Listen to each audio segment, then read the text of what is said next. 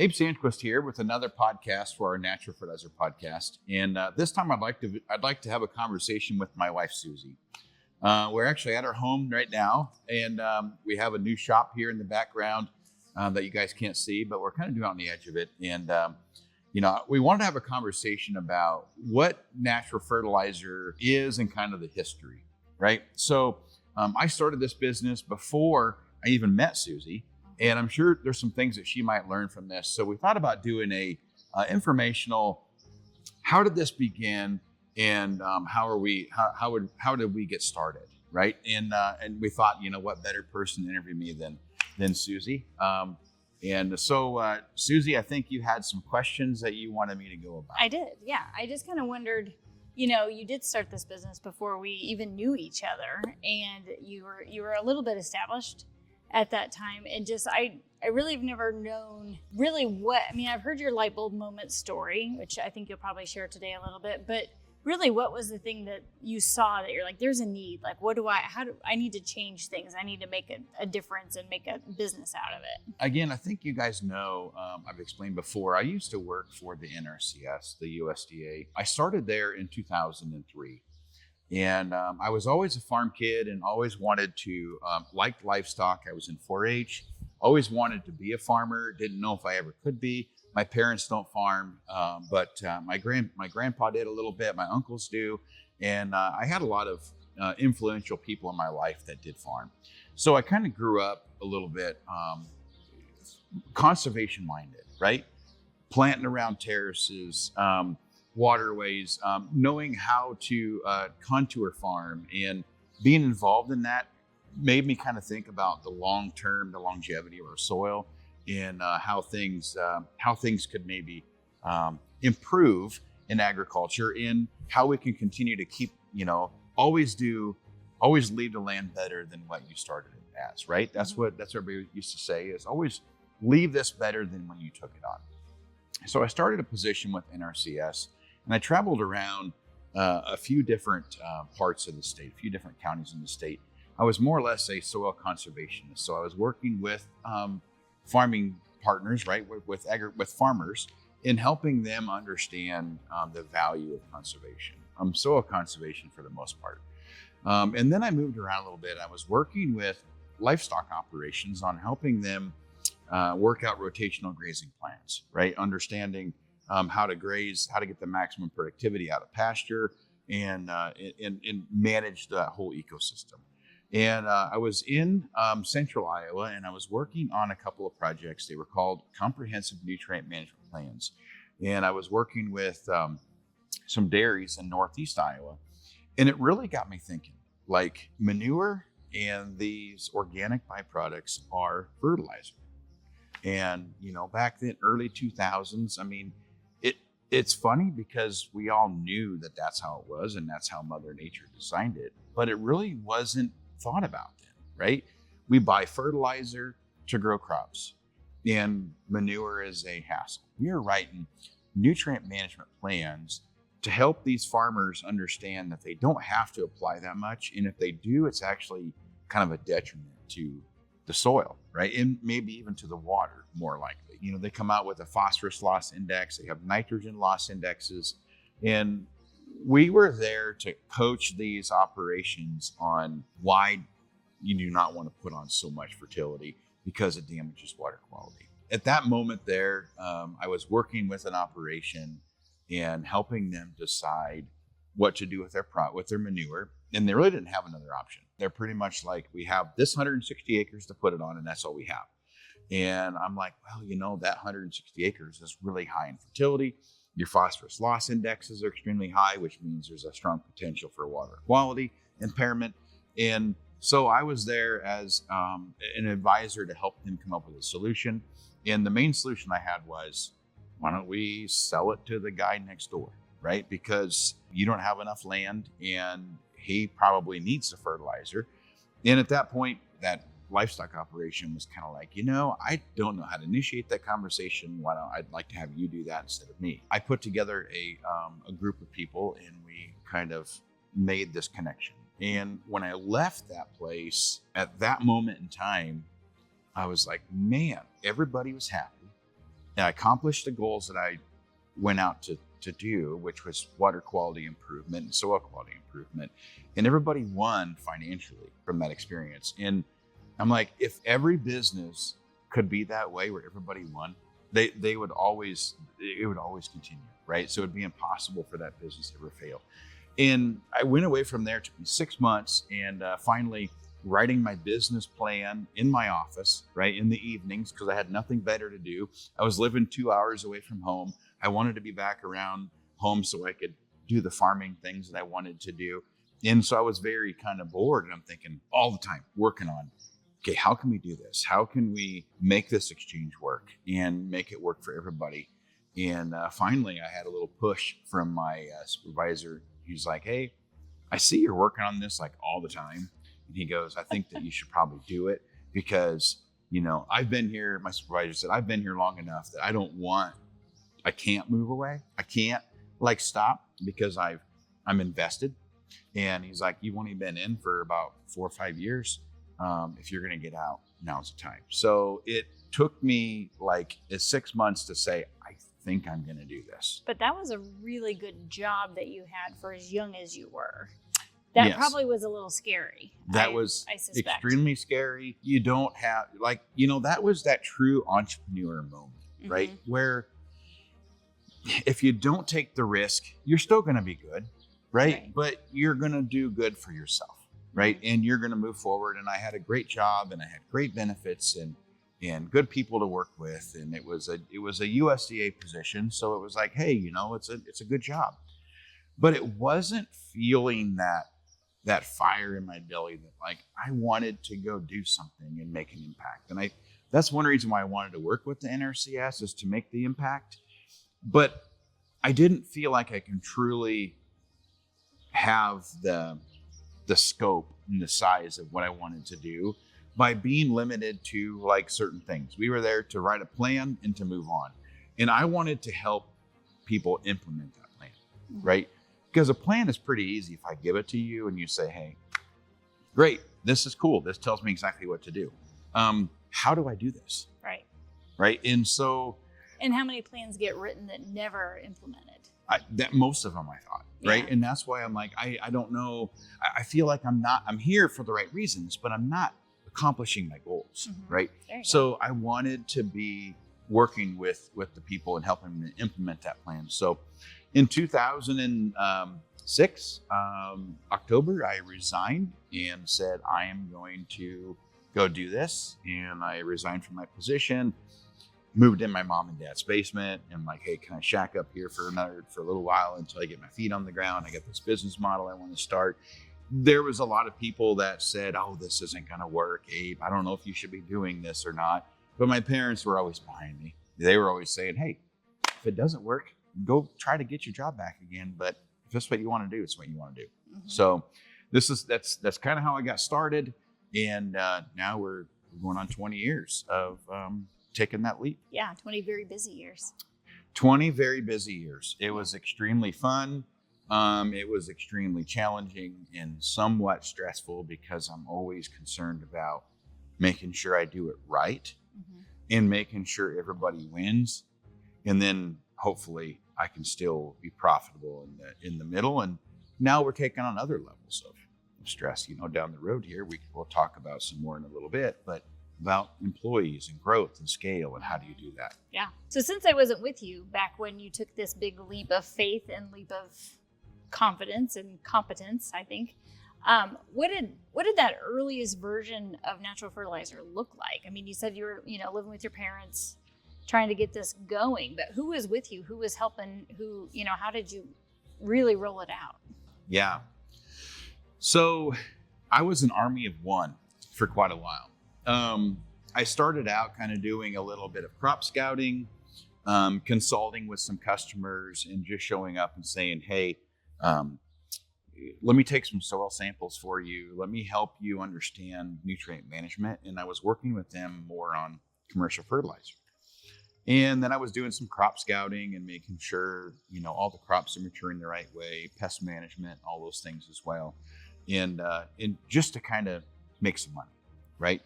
And so those early years were kind of I still had that vision that I wanted to do, but I didn't really get the focus until maybe about a year later, a little over a year later. And that's when I incorporated natural fertilizer services and said, I'm actually going to do this, right? So through that time, I was just making money doing what I could do as an agronomist.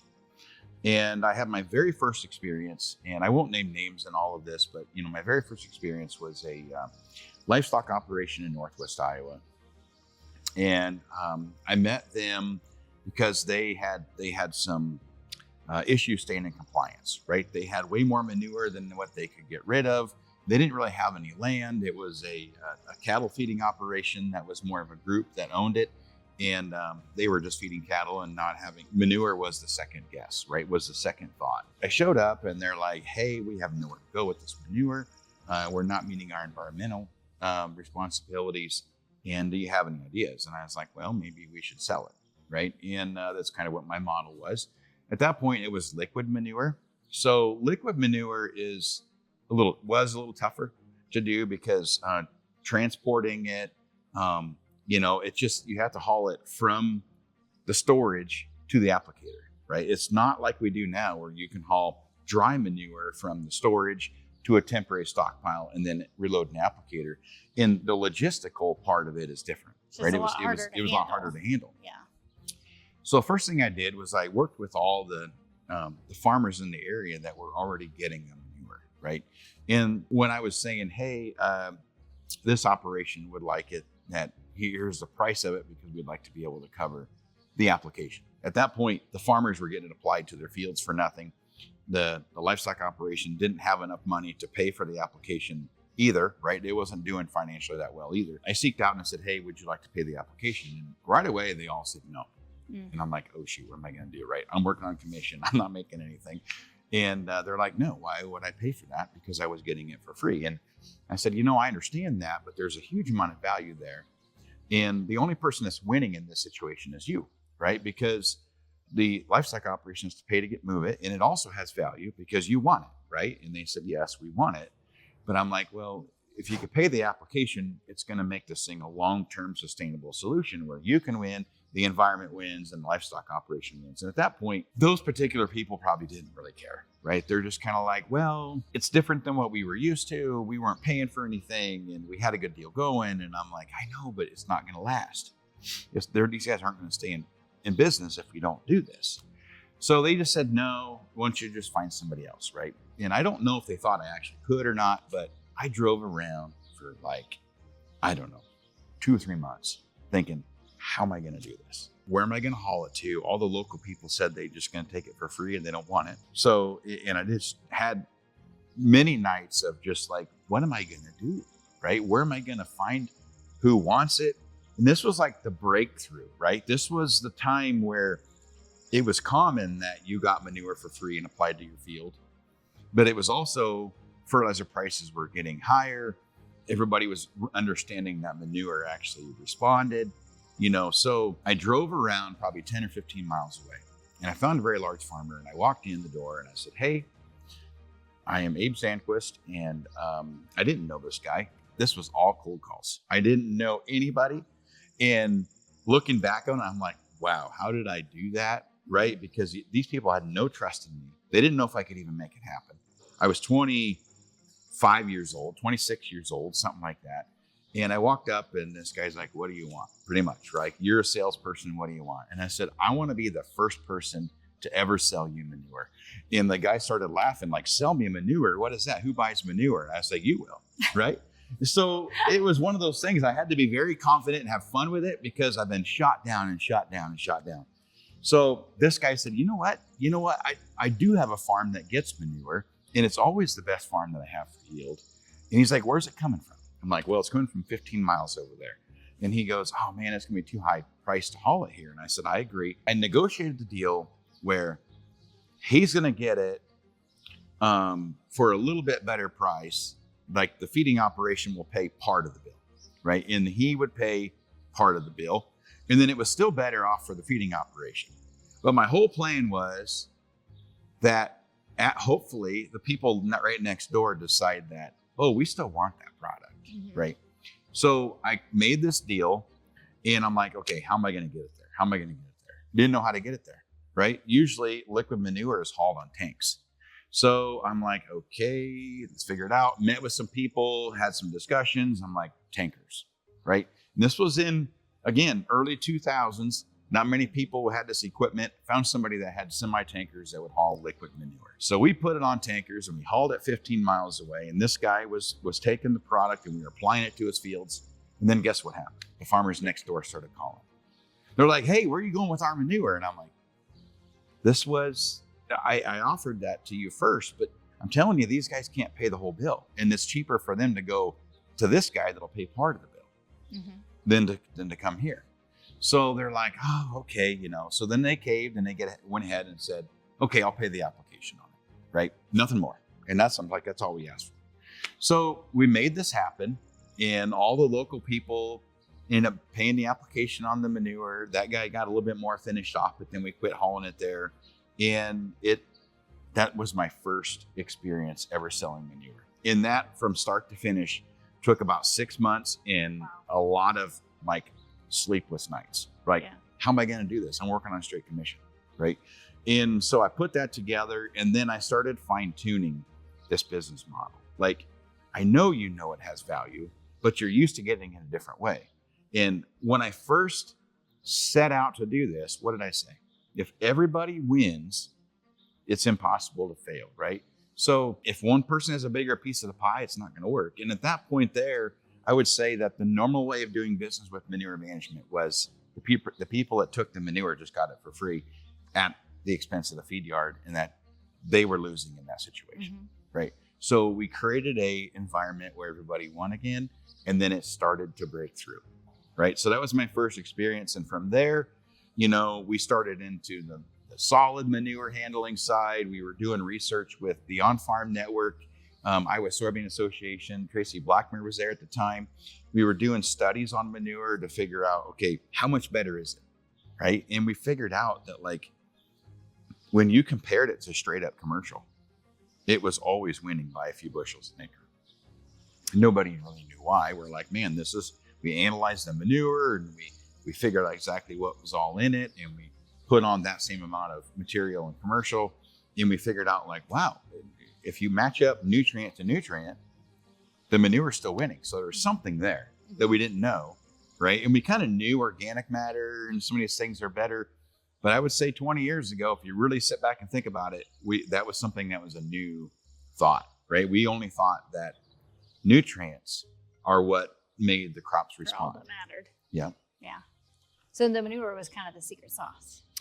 The manure was the secret sauce, and manure had the secret sauce, maybe. It had the secret sauce, and it was what Mother Nature designed. I keep going back to that. I'm like, if Mother Nature designed it, it can't be wrong. Right? I mean, because that's the way ecosystems were going to work. Through that experience too, we got more into solid manure application. You got a question? Well, yeah. So I'm just wondering, when you started in that 6 months of battling and trying to get that deal made, is there one decision that you made that you're like, okay, yep, this is what really cemented how I'm going to do things, or this was kind of set the path that I ended up following? Yeah, I would say the key play, there's two little key plays here.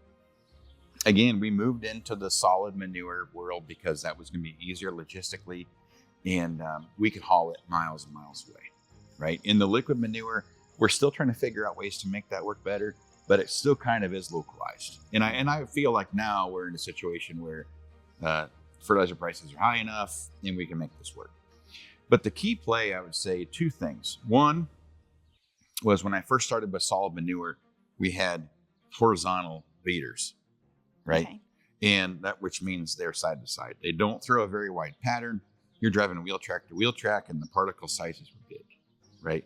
And the reason why we grind feed for livestock or we chew our food is because we need to break it up so our guts can absorb it, right? And when you have big chunks in the soil, I always say the soil's a big gut, right? It's not going to digest that chunk.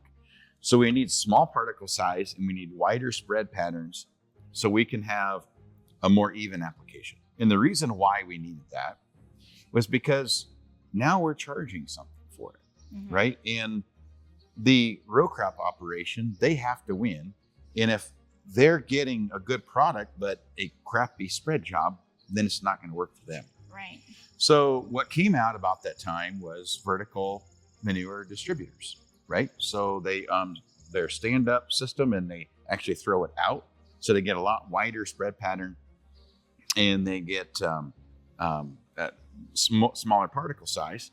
So I would say one of the key plays there was working with, I met my cousin's husband to be at that point, and he was very much into this and kind of was very into the application side. Mm-hmm.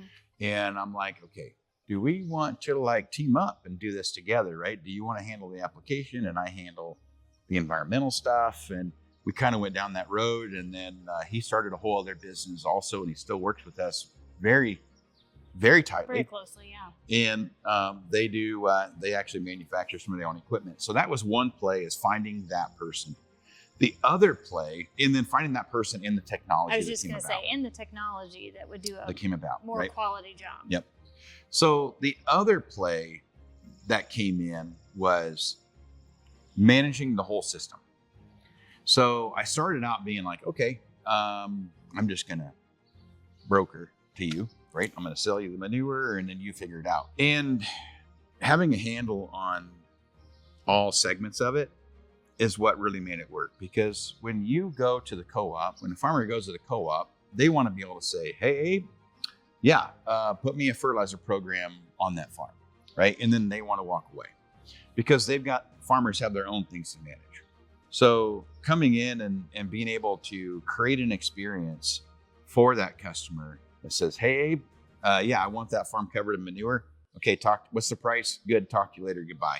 And they won't have to manage it at all, right? So that was something that I knew I had to be involved in all segments of it, so it's a vertically integrated system from the ground to the field. And then probably, okay, I said 2, but I'm going to give it 3. Understanding what the manure value was and lowering the rate of manure to not only be better stewards. Go ahead. But you didn't figure that out till later. I started doing it then, right? Oh, did you? Then, right in the beginning? Okay. Right then, everybody said 20 tons per acre or none. Manure doesn't work without 20 tons per acre on cattle manure. And I'm like, yeah, but that's 320 pounds of P and K that you're applying to your field. Would you reasonably go to the co-op and buy 320 pounds P and K? Well, no, that costs too much. Exactly. So the only way to really make this work was be able to lower the application rate down to a reasonable amount of fertility and prove that to the customers that it would work. So then they could afford to buy it. Because if you added the transportation, the application, and now we've even got some cost of the manure involved, we couldn't stay competitive on a cash flow without lowering that. And I knew I had to do that right away. So we did a lot of research with Tracy Blackmer and those teams to design a lower rate that worked. And then it kind of set us at a new level. So back when we started dating, obviously you had already been established for a few years. And I remember you being invited by Iowa State University to go speak about manure at a conference. And of course, at the time, I didn't know anything about it myself, and I didn't attend. But tell me what that felt like when you got that call in that invitation to go speak. You know, it made me feel like, okay, maybe I am making an impact in this industry, right? That was an interesting phone call. I had a phone call one day from one of the gals with the extension and up at Iowa State. And she says, hey, Abe, I know you've been working on this manure management, manure sales thing for a long time. There really wasn't any rules wrapped around it at that point with DNR rules as far as how do you sell manure. So we kind of like pioneered that as well, right? Because everything had to get sold through a manure management plan. And it wasn't until 2018 when they finally came out with Chapter 200A, which is pretty much the way they decide to organize how we sell manure. And this was back in 2011, right? We got married Manure in Expo? 2011. So, okay, so maybe we were engaged. It was the Upper Midwest Manure Expo in Norfolk, Nebraska. And so she called me and she says, hey, we had a phone call from UNL asking if we have a professor that would like to come speak about the value of manure, because they are starting to recognize it being a thing. Mm-hmm. And they're like, we really don't have anybody here that specializes in that. And we thought about you. So we're going to recommend that you go speak at this if you'd like to. And I was like, never spoken in front of public before, but I will, And when it turns out, when I got there, it was more of a panel of a few guys that were speaking about the same subject. But, I remember riding in on the bus into that tour or into that event. And there was a gentleman, I mean, it was a large feedlot owner. And he goes, we introduced ourselves, and I started talking. I was like, yeah. He's like, what are you doing? What are you going to do here? And I said, well, I'm going to be on the manure value panel, and we're going to talk about those things. Oh, really? He's like, so what do you do over in Iowa then? I was like, well, we sell manure. We've been doing it now for, about 4 or 5 years. And he's like, you actually sell it? You don't just give it away? I was like, no, we actually sell it and handle the whole thing. And he says, boy, I wish I could get started over here. Right. So at that point, it kind of did. After we had this event, it really got popular. I think everybody was interested in that. Everybody was like recognizing that need. And again, we started that, a few years before then. And so it's very, very much been an evolving system.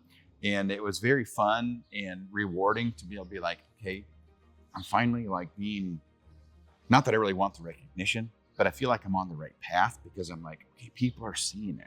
They're seeing that what we're doing is the way we manage these products now needs to change, right? And change quickly. And it is now. Well, and it did. I suspect it probably felt very validating, and also to have kind of your innovation of how you were handling that recognizes, oh, this is maybe the future of how we're going to do this for everybody, not just you in our area. Yeah. I mean, and so much technology from the moment that manure recognizes it had value.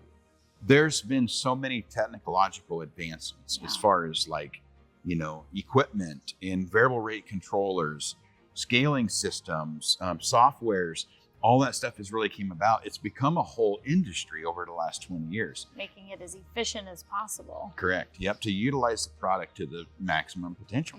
Right? Yeah. Yeah. So you've had a few other awards and like opportunities to speak. I know you've spoken at different conventions and explained, how you do things, and you've gotten some kind of nice awards, in the last couple of years. In fact, actually, you get another one on Thursday. Don't forget about that. Oh, yeah. Yep.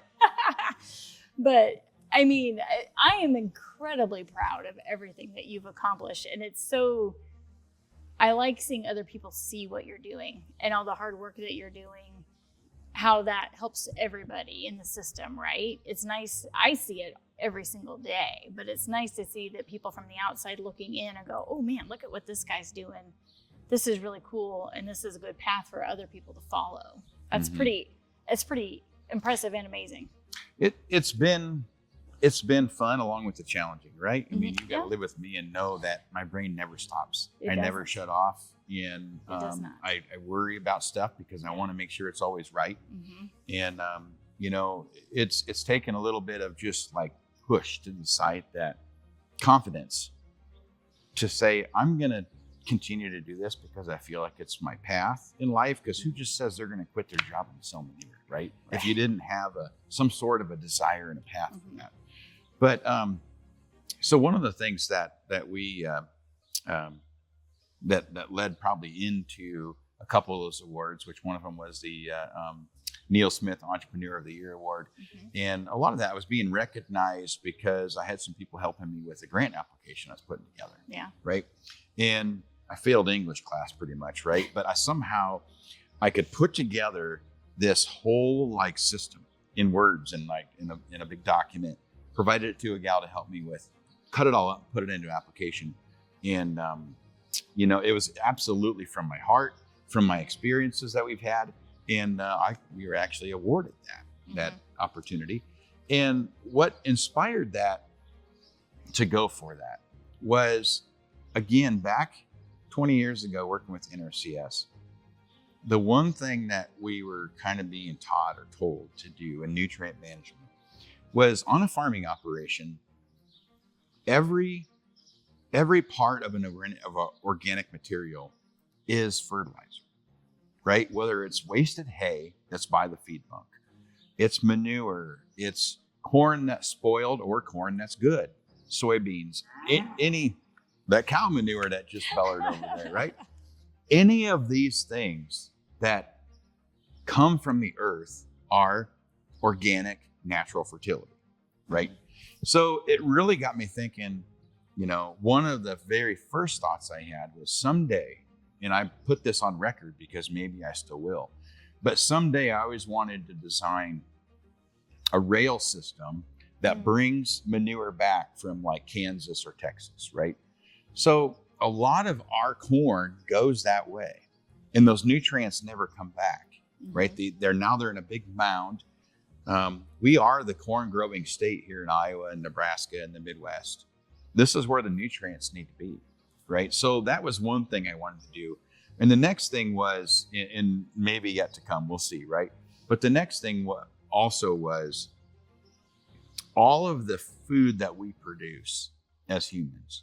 The reason why agriculture exists is because we need to harvest nutrients from somewhere in the planet, right? From the soil, to feed our bodies and other organisms, livestock, humans, anything that is a living being has to have nutritional supplements daily, right?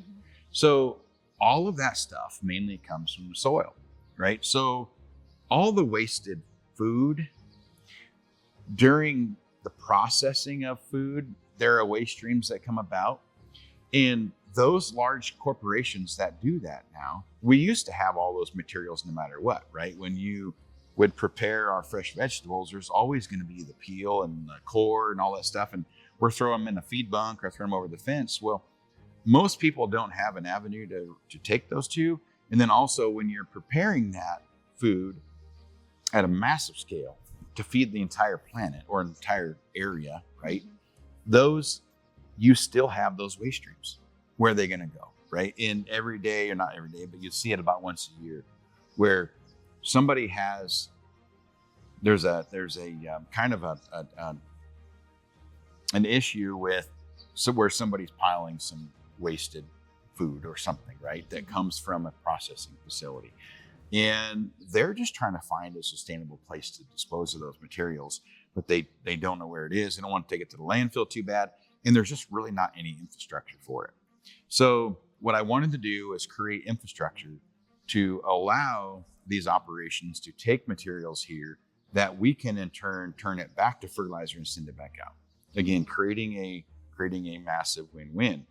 And that has fell into days that I've spent out to the Capitol in Iowa, to talking to legislators, rule makers, how are we going to handle these materials, being involved on the Iowa Composting Council and being one of the first adopters of that council in the state of Iowa, and really kind of being involved in the political movement about how we're going to handle these waste streams. And I still don't think we're done yet, but I do know that we've made a dramatic improvement to the way it was. And I do know that most of the politicians are like, there's a lot to this and we need to think about this, right? We need to think about it because we have a fertility issue coming on with imported fertility. We also have a waste stream issue where people don't know where they're going to go with these waste streams daily. And the landfills are filling up, right? So there is a lot of politics around this.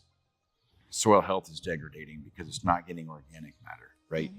So that's kind of where we have been heading with it for the future of our business. And I'm glad that you're letting me, right? I mean, like she has really a lot to say, but I'm glad that you're along with me on this journey. I would never stop you from trying to complete your vision and your mission that you've been working on for the last 20 years. But back to some of the awards part of this, something I wanted to add to that is I think it's amazing to see you always try to do the right things for the right reasons, and to be recognized for doing the right things for the right reasons is gives you a little bit of faith in humanity, I think, that like, okay, here's a guy, a stand-up guy doing the right things, trying to help all of these different industries for the right reasons. And, I'm, as your wife and as somebody who works now with you, it's nice to see that, those of us that are right here with you aren't the only ones seeing it. Yeah. But so I just wanted to add that. So you just talked about the grant that you received from the USDA and talking to the legislators about changing how we handle manure and compost and things. How does that grant and the WINR Centers that we're just about to open, the first one, how does that play out in your grand vision of what's to come and what you're trying to accomplish? Okay. So, like I've always said, you guys heard this on my other podcast before, my mission is to reunite the agricultural industry to complete the nutrient cycle, right? I feel like the nutrient cycle has been broken. So, trying to figure out ways to, one, what was the first thing I had a problem with on manure management was logistics, right? So where do you place these and how far apart are they to make it logistically feasible for operations to bring materials to and take them from, right? So I'm thinking about how far apart do they need to be and where to put these facilities exactly. Today we're looking at composting. In the future, I think there might be more technology that we'll utilize as far as trying to digest the methane from it and all these different things as well. But, we're going to start at the ground level and just replacing the fertility. And so our goal right now is to get these first two set up and figure out how they work, right? In the recipes and the application, the distribution of it, the logistical side of it, and get everything more and more perfected. So then my ultimate goal is that whether I do it myself or if I help other people do it, but I want to have an impact on growing this industry in this infrastructure, because just having it in one or two spots in the Midwest is not going to be good enough. They need to be every 100 miles or so to be economically feasible for all sides, right? So I feel like I know that Iowa had an article out not that long ago about landfills being full in 30 years, right? And that means we're going to have to go find other places, and the permits for landfills is difficult. And yet today, a still large portion of the waste that goes into landfills is compostable items, whether it's a carbon source or whether it's a nitrogen source. And so if we can build and have an influence on building this infrastructure, can we dramatically increase the longevity of the landfills we currently have and be able to solve other issues at the same time, right? Not trying to make this into a sales conversation, about what we're doing, but just showing the overall scale of it, because it's going to take people hired to run them. And so there's a large impact on soil quality, water quality, and then it's also going to be beneficial for reducing our dependence on foreign fertility and stimulating the whole economic system that we never had. So there's a lot behind it, and that's what creates so much passion in me, is because it's like, gosh, it just has to happen. If I don't do it, somebody has to do it. And I think there's other people already doing it, but we're thinking about it in a different way, right? We're not necessarily going to be just the composting operation that we take in these materials and we just compost them and then either give the product away or try to sell it to a landscaper or a lawn and garden person. That I think that's all great, and it's not going to the landfill, but it's still not completing that cycle. Well, when we were at the U.S. Composting Council this spring, and you gave your presentation about this exact thing, what he's trying to do and what his vision is for this, how many people came up to you afterwards and said, holy cow, I don't know anybody who's thinking about it like this, or I've never thought about it like that. Every single person we interacted with at that. Yeah. And that was the U.S. Composting Council's convention.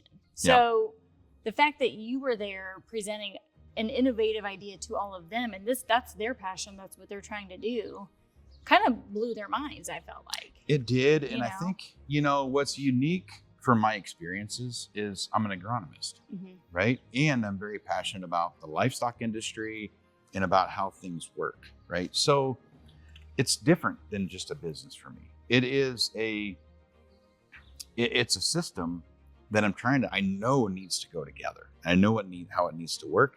It's just how we're going to get that done. Right. And it's so, it was rewarding to have people say that because they've been in the business for years. And yes, they're creating wins by keeping stuff out of the landfill, by creating some jobs, but they're still not creating all the wins that are possible, right? And there's not enough people winning from it. So I want to. This is kind of a movement and something to get going, and we're working on it. Yeah. Well, and I think another motivating factor for the WINR Centers that you haven't talked about yet, but I've heard you say this many times, is in our area, there's so many people that want manure and want compost. You don't have enough of it. Like he always says, you can't go around and squeeze the cows and get more manure out of them, right? Yep. So these WINR Centers are going to help solve that problem too, of the availability of these products for the farmers that really want it. Correct. And right now, when we have, not only they want manure, which they all usually do, but they also just want access to fertilizer, affordable fertilizer. And that is it's a strong concern right now in agriculture, because most of our products are not made here, fertilizer products, right? So when they have to be imported in, they're subject to all kinds of tariffs and trade wars. And we have all this material right here, right? So I didn't want to make this into a sales about what we do, but that is totally. But it is a motivating factor for why you're trying to do what you're trying to do, because you're trying to help the people right here. I can help the farm economy. Yeah. Yep. Yeah. And be able to help the food processor at the same time in improving just so many different things. Yeah. So do you think if you get this figured out, we're on version 1 right now. We got version 2 coming up. Do you think in 10 years, do you think it's going to be possible? You might have WINR Centers, however that looks, maybe in every state in the country, or maybe not every state, but do you multiple states. Yeah. Do you think that's something that's I think achievable? I think it's achievable. And I think I'm going to be working hard with the political leaders on that and helping see about either additional grant funding or just different kinds of way to help fund them. I'm going to try to fund them on my own as much as we can, right? But this is an infrastructure that's very beneficial to the public. And so I do feel like whether we have ownership or partnership in them, or whether it's just happening everywhere else, I do see that this is an industry that needs to be in multiple states, soon, just to start somewhere and get started on solving these problems. And we can always involve, because that's the way innovation works, right? But you just have to say, it may not be the perfect system today, but we made a huge leap, and now we're going to improve it from here. Well, because look at just from day 1 of natural fertilizer to today, you've constantly changed and innovated and improved and figured out what's most efficient, and trial and error, and just to figure out what's the best way to do things, right? Yeah. This will be the same. And it's the same in every business. If you think it's going to be easy, and it's probably the same in everything in this life, right? If you want to grow, if you want to improve, right? If I want to be better shape and work out, I might have to push just enough times where I have a little pain, right? I'm going to stretch that muscle. It's going to rebuild and become stronger, right?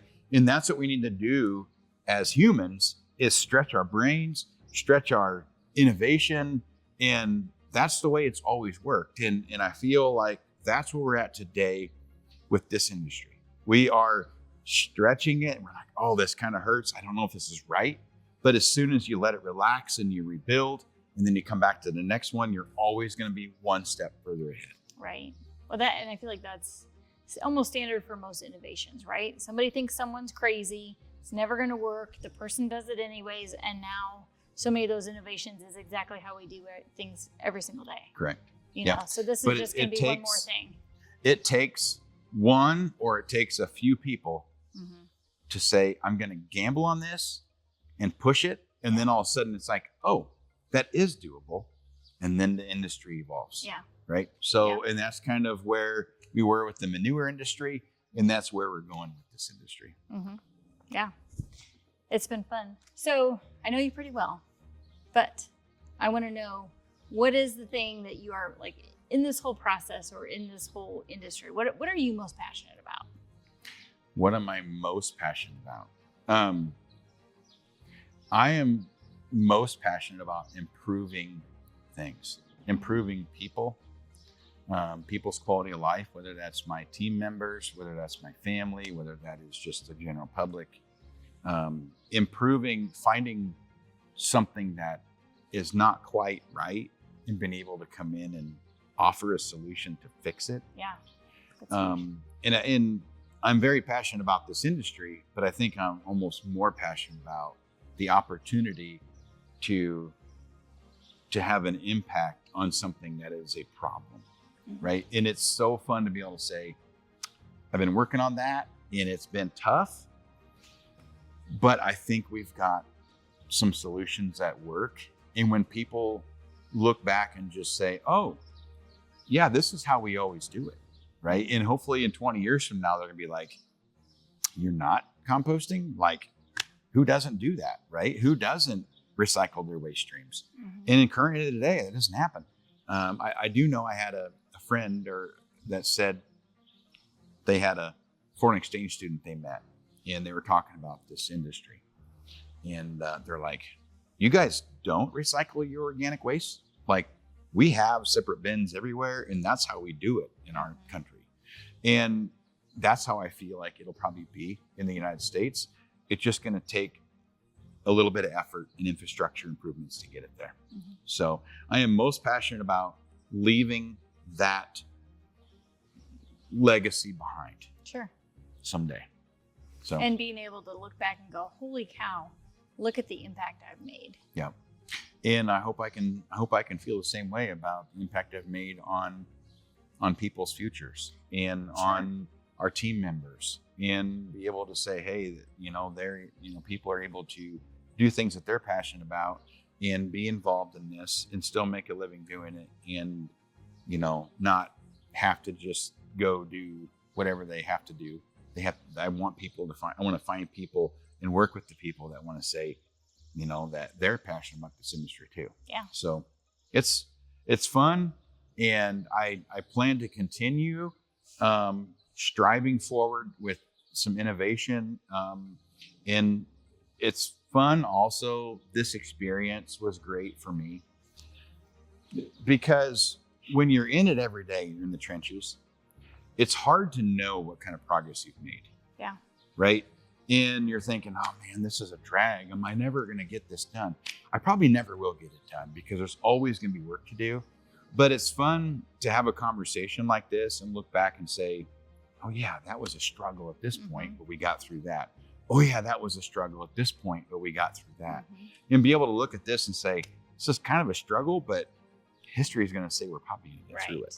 Right. So, because when you're focused and you're looking forward, sometimes you forget to look back to go, oh, actually look at all where of have I this. came? Yeah, where have I came from? Look how far we've come. This is amazing. Yep.